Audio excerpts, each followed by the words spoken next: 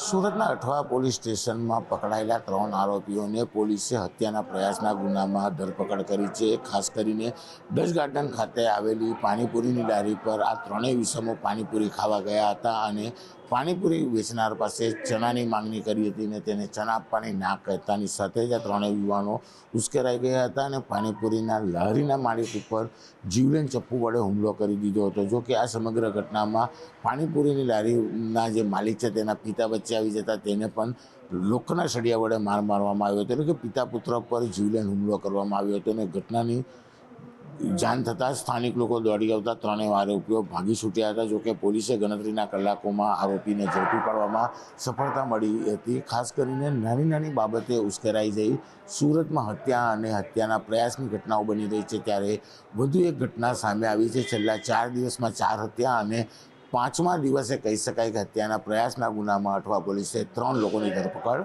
કરી છે। કેમેરામેન ભરત બ્રહ્મભટ્ટ સાથે કીર્તેશ પટેલ, ન્યૂઝ 18 ગુજરાતી, સુરત।